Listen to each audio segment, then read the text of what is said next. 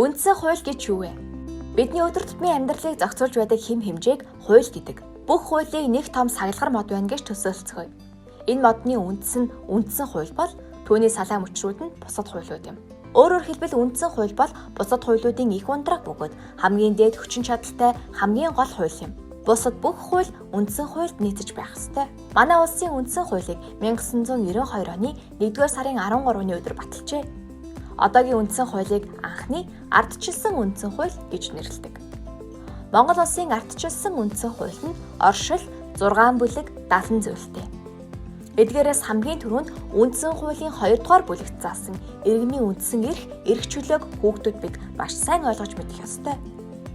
Монгол улсын үндсэн хууль Монгол улсын иргэн бүр дараах эрх чөлөөг баталгаатай эдлэхээр заасан байдаг. Монгол улсын иргэн бүр амьд явах эрхтэй. Мөн эрэгтэй эмэгтэй бүх хүн тэгш эрхтэй.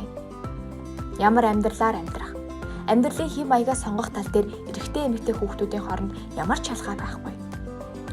Эрүүл аюулгүй орчинд амьдрах, орчны бохирдол, байгалийн тэнцэл алдагдахаас хамгаалуулах хэрэгтэй.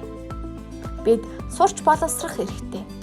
Ямар гэр бүл төрсөн, эсвэл ямар нөхцөлд амьдгаас үл хамааран хүүхэд бүрт ерөнхий боловсролын үн төлбөргүй олгох үүргийг Монголын төр хүлээдэг. Бид өөрсдийн үндсэн эрх чөлөөний заримтай танилцлаа. Хүний эрх нь хүн бүрт хамаатай нэгэн адил, хүн бүрийн гүйцэтгэх ёстой үүрэг гэж бий. Үндсэн хууль бусад хуулийг дээдлэн хүндэтгэж, сахин биелүүлэх үүрэгтэй. Аав ээжүүд сар бүр цалингаасаа татвар төлдөг. Учир нь бид хуулиар ногдуулсан албан татвар төлөх үүрэгтэй. Манай улс жил бүрийн 1-р сарын 13-ны өдрийг үндсэн хуулийн өдрөө болгон тэмдэглэдэг.